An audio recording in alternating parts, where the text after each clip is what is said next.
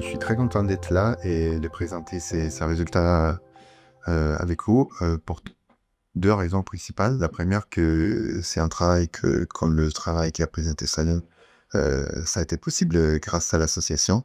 Et donc, merci. Et le deuxième, c'est que au cours de dernières années, quand on a travaillé sur ça avec Jean Donadieu, on a eu beaucoup d'entretiens et beaucoup de consultations avec des familles et des patients. Et il y a une disponibilité absolue par, euh, par vous. Donc, merci pour ça aussi. Donc, comme on disait, le nom du projet, c'était d'évaluer l'efficacité des inhibiteurs des MAP kinase dans l'attente neurodégénérative des lymphocytes malgracés. Donc, je ne vais pas refaire pour la cinquième fois qu'est-ce que c'est l'attente neurodégénérative. Je reprends jusqu'à un moment qu'est-ce que font les inhibiteurs des MAP kinases. La voie des MAP kinases, c'est comme une cascade. Donc, il y a des, des protéines qui activent d'autres protéines et le résultat final, c'est une prolifération cellulaire et qui est par des mécanismes aussi inflammatoires qui sont responsables des atteintes de la maladie aux différents tissus. Et on a des traitements qui sont pas nés pour l'histiocytose, mais qui sont dérivés d'autres cancers qui peuvent bloquer les protéines mutées qui dérivent des mutations somatiques. Ça veut dire la mutation de BRAF est une mutation qui fait une protéine mutée qui est plus active. Et non, on peut bloquer avec ces traitements-là les protéines hyperactives. Et les traitements qu'on utilise, pour la plupart, sont les inhibiteurs de PA, donc vemurafenib et dabrafenib, et les inhibiteurs de MEK, donc cobimetinib et trametinib. Et donc, ce qu'on a fait, c'est, vu que dès que l'efficacité de ces traitements dans les histiocytoses, pas dans les atteintes neurogénératives, mais dans les atteintes systémiques, était démontrée dans les adultes, déjà il y a une dizaine d'années, et dans les enfants, il y a à peu près 5 ans pour le travail de l'équipe française. Et d'ici là, plusieurs patients ont été traités pour l'attente neurogénérative. Mais donc, on a essayé d'évaluer leur efficacité sur une cohorte la plus large possible. Et c'est donc pour ça que c'était un effort européen. Mais comme toutes les études, pour essayer d'être le plus strict et les plus propres possible, il faut des critères d'inclusion. Et donc, pour être objectif dans l'évaluation, donc, ce qu'on a gardé comme critère d'inclusion, c'est le diagnostic histologique, ça veut dire avec une biopsie, un diagnostic de neurodégénération selon les listes de l'imagerie, donc les IRM, qu'on a déjà décrit, une âge du début de traitement en âge pédiatrique, et une durée du traitement de moins 6 mois pour évaluer la réponse. Une fois vu ça, on s'est demandé, on a beaucoup discuté sur ça, de comment peut-on évaluer cette efficacité. Et il y a bien sûr un côté clinique qui est la plus importante, je pense, et une côté radiologique qui peut être un peu plus objectif, si on veut, désolé. Et donc, on est parti d'une échelle de morbidité, de disabilité, de handicap qui était publiée il y a 20 ans par un groupe anglais. Et après, on a essayé de créer quelque chose de un peu plus fin, un peu plus complet. Et donc, on a défini, créé une nouvelle échelle qu'on a appelée une échelle de Florent, euh, euh, parce que ce projet était dédié à Florent. Et après, on a évalué, on a essayé d'améliorer aussi notre possibilité d'évaluation des IRI. J'adresse un peu cette partie parce que c'était important pour nous et parce que ça rend un peu compte de la complexité de mener ce genre d'études. Donc ça, c'est la première échelle, la vieille échelle qui a été publiée par une médecin qui s'appelle Nandouri. Et c'était c'est une échelle des disabilités qui est faite de 6 points. Et nous, on n'a gardé que 2 points qui sont en relation avec la neurodégénération. Donc, l'état neurologique et l'état un peu de fonctionnement global, psychologique, scolarité et capacité de travail. Vous voyez, c'est pas une échelle très large. Donc, des changements pas petits, mais quand même significatifs, peuvent ne pas être vus avec cette échelle. Et c'est une échelle qui n'est n'est aussi pas assez comprise pour la complexité que peut avoir cette attente des lycéocytosine gardiens. Donc, on a réfléchi avec Jean et avec d'autres collègues comment on peut créer une échelle meilleure qui devait rester quand même facile à utiliser, qui devait être plus compréhensive de la maladie et qui devait permettre d'identifier des changements significatifs. Ça veut dire des changements qui changent, même un point peut changer quelque chose dans la vie des patients. Et comment est-ce qu'on a construit cette échelle? On a construit une échelle qui pouvait être faite par le clinicien avec le patient ou la famille, qui était fait de 3 parties. Une partie plutôt fonctionnement global, qualité de vie, une partie purement neurologique et une partie plutôt psychiatrie psychologique. Comme je vous disais, l'idée c'était que chaque changement même d'un point reflétait un changement dans la vie des patients et ça devait rester assez facile. Donc ça, c'est l'échelle qu'on a développée. Et vous voyez, c'est fait de 3 couleurs et chaque couleur représente une partie. Donc la qualité de vie et le fonctionnement global, c'est un bleu.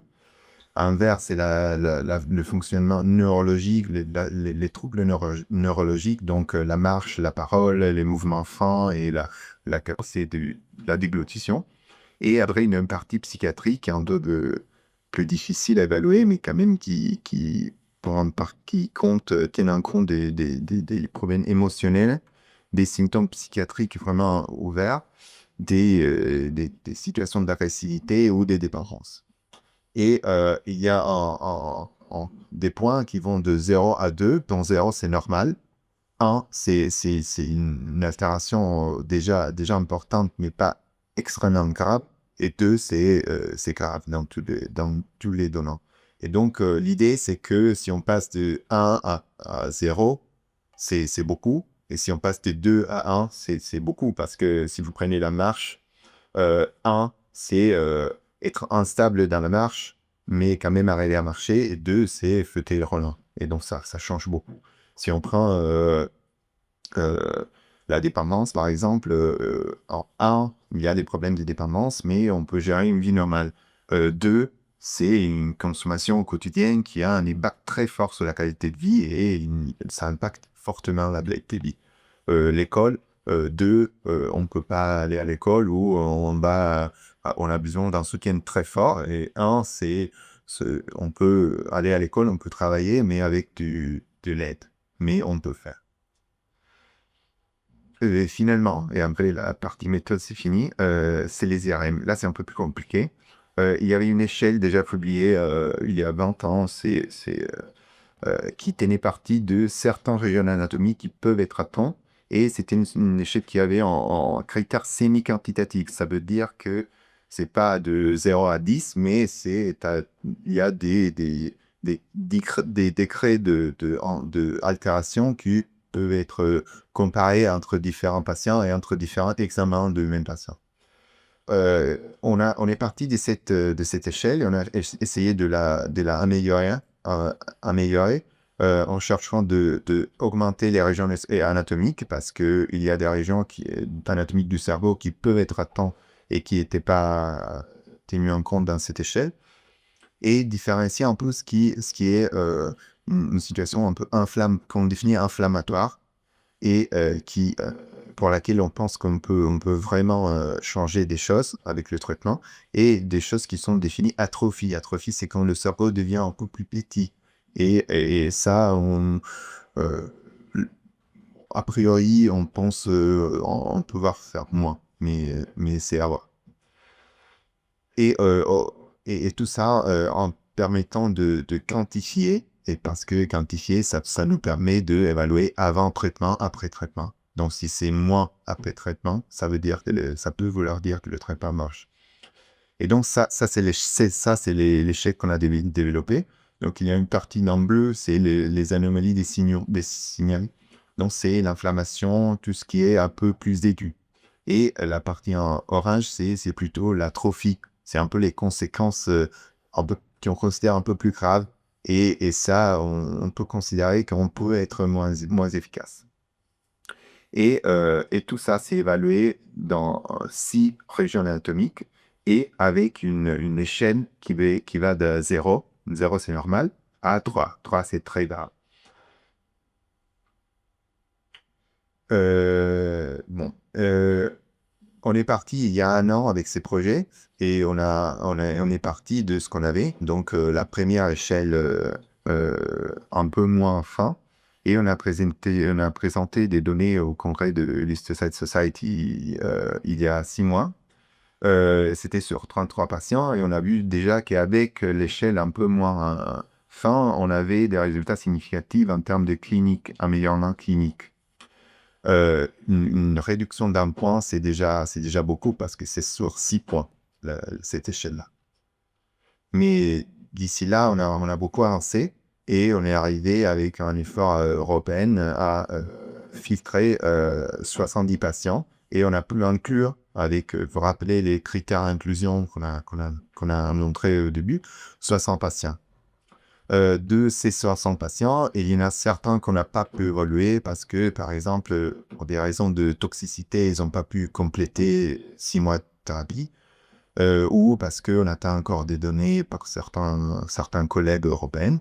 Donc, ce que je vous présente aujourd'hui, c'est une analyse sur 50 patients. Ça, c'est tous les patients indiens. Donc, il y a une partie importante des patients qui sont de France. Après, il y a d'autres pays européens et on peut aussi à la frontière de l'Europe et qui ont été inclus. Quel traitement ont reçu ces patients? Alors, la plupart des patients, vous voyez, ont reçu les 2 inhibiteurs plus connus et plus anciens, si on peut dire ça, c'est les bumeranfini et le dabrafeni. Mais on voit que s'il y a un cinquième des patients qui reçoit aussi des thérapies combinées. Ça veut dire inhibiteur PAF et inhibiteur MEK. Et ça peut avoir un rationnel, soit pour augmenter l'efficacité, soit pour réduire les effets secondaires.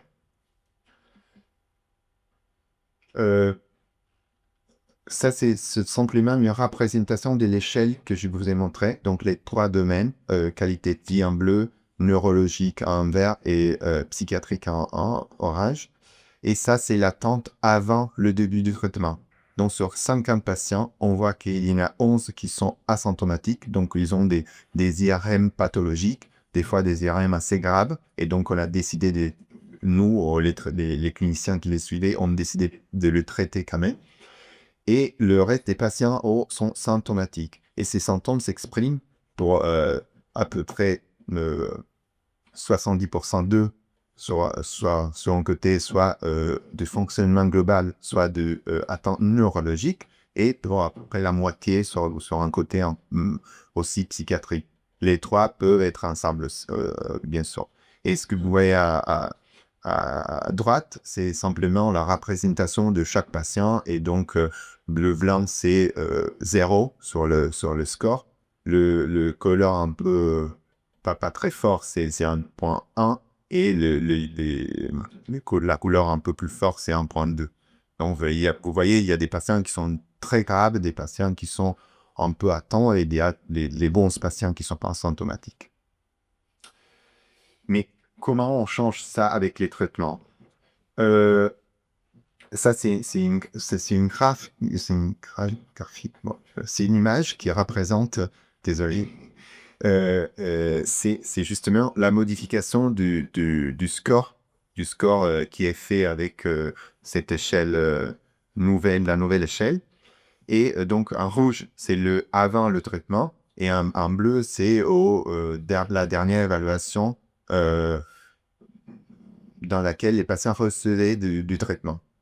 Et on voit qu'il y a une diminution du score. Et ce que vous expliquez avant, Sébastien Héritier, c'est que nous, on regarde toujours la petite p, et la petite p moins de 0,05, c'est significatif. Donc ça, c'est une diminution très significative. Ça veut dire c'est une diminution vraie. Et ce qu'on voit aussi dans le figure en bas, c'est que ça, c'est chaque patient est représenté. Et donc, il y a des patients qui restent pareils, mais il y a aussi beaucoup de patients qui descendent. Et descendent, ça veut dire qu'ils s'améliorent cliniquement. Mais bien sûr, cette échelle, c'était une échelle nouvelle. Et donc, on a voulu quand même la comparer à une échelle déjà connue, déjà publiée, et on appelle ça une validation. Donc, on l'a comparé au résultat de l'échelle déjà publiée. Et là, je vous ai expliqué, c'est moins large comme échelle. Donc, peut-être il y a des modifications de la nouvelle échelle qui peuvent se perdre dans cette échelle. Mais là aussi, il y a un tiers des patients qui s'améliorent vraiment et deux tiers qui restent pareils. Et là aussi, l'amélioration est significative. La petite est toujours très petite. Et on a aussi regardé s'il y avait une corrélation. C'est un peu le même significat de ce que Solène montrait avant pour plasma et LCR pour le neurofilaments. Et donc, la nouvelle échelle, ce qu'on appelle l'échelle Florin, corrèle assez bien avec la vieille échelle. Mais elle est plus sensible. Ça nous permet de voir des choses en plus. Si on passe après au résultat des modifications de l'efficacité sur les IRM, on a regardé deux choses. La première, c'est les anomalies des signaux. Ça veut dire la partie un peu plus aiguë, plus inflammatoire. Et là, on voit que la quasi-majorité, la plupart des patients s'améliorent ou restent stables. Il y a un seul patient qui progresse sur la tendance neurodégénérative un peu plus aiguë. Et là aussi, c'est significatif, cette diminution. Ça, c'est un peu moins fort si on compare, si on rajoute aussi l'atrophie. Mais ça, on l'attendait un peu parce qu'on sait que l'atrophie, c'est quelque chose de déjà un peu... On peut penser que l'atrophie, c'est quelque chose un peu plus euh, chronique sur lequel on peut agir un peu moins. Mais il y a quand même pas mal de patients qui s'améliorent. On a finalement, et c'est le dernier résultat que je présente aujourd'hui, c'est est-ce que l'efficacité clinique et l'efficacité radiologique, IRM, sont comparables? Ils sont assez comparables. Donc, pour la plupart des patients, une amélioration radiologique correspond à une amélioration clinique. C'est pas le cas pour tous les patients. Il y a des patients qui s'améliorent, même si les IRM ne s'améliorent pas.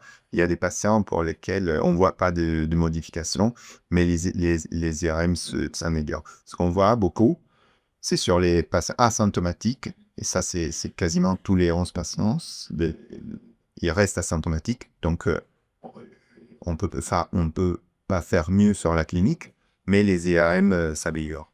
Donc, il n'y a pas de corrélation parce qu'on ne peut pas améliorer la clinique, mais les IRM s'améliorent. Bien sûr, on le sait déjà, on le savait, ces traitements ont des toxicités qui peuvent être aussi importantes. À peu près la moitié des patients ont eu des effets indésirables. Surtout, c'était des effets cutanés pour les inhibiteurs BAF et aussi de la cholestase. Euh, mais la plupart des cas, c'était pas des effets secondaires très graves. Et il y a eu seulement 4 cas d'effets très graves, mais en tous les cas, ils sont passés à l'arrêt du traitement. Il y a des patients qui ont bénéficié d'une réduction de la dose et on peut continuer leur traitement. Mais il y a eu des patients qui, même s'ils avaient pas des toxicités très graves, on a arrêté le traitement. Et en 5 cas, ça, c'était une arrêt définitive, mais le reste des patients, on peut changer des molécules, mais c'est quelque chose qu'on voit très souvent. Des fois, on change des molécules et ça va mieux. Et on met une lithérapie, et ça, c'était globalement efficace. Et bien sûr, on peut se dire que j'espère que d'avoir montré que c'est des résultats encore préliminaires. C'est vrai, il faut avancer, mais on est assez content de la réponse radiologique et euh, clinique, surtout, qu'on a vu avec ces traitements. Je pense que le profil des tolérances, même si c'est pas nul, euh, vu les résultats cliniques et radiologiques, peut être défini acceptable. Et bien sûr, ça, c'est à voir cas par cas, et c'est vraiment quelque chose qui est très lié à l'expérience de chaque famille, chaque patient. Euh, c'est un travail qui n'est pas encore fini. On espère de avancer vite d'ici la fin, parce que la part plus difficile, c'était la collection des données, les interviews avec les patients et surtout des IRM, tous les ROP. C'était pas évident. Et donc, ce qui nous manque, c'est surtout de voir quels sont les patients qui répondent mieux. Donc, comment on peut identifier la façon meilleure d'utiliser ce traitement. L'idée, un peu, c'est à vérifier, mais on a fait des analyses préliminaires que je ne sais pas me présenter, mais et ça, c'est aussi, ça peut être logique que le traitement débuté plus tôt, ça peut être logiquement plus efficace. Et on a vu ça parce qu'il y a un peu une différence entre une cohorte un peu plus historique et les patients traités dans les derniers 2-3 ans, qui ont souvent été traités plus précocement. Et sont les patients qui sont soit asymptomatiques à la fin du traitement, ou qui sont très peu symptomatiques. J'ai fini, et je remercie encore une fois l'association pour le soutien à ce projet, et bien sûr Jean Donadieu, avec qui on a travaillé ces dernières années. C'était très très beau pour moi. J'ai pas trop de mots. J'utilise des mots simples. Et bien sûr le groupe européen qui a participé à ces travaux. Et pour conclure, bien sûr tous les familles et les patients qui ont donner leur temps et leur énergie à ces projets. Merci.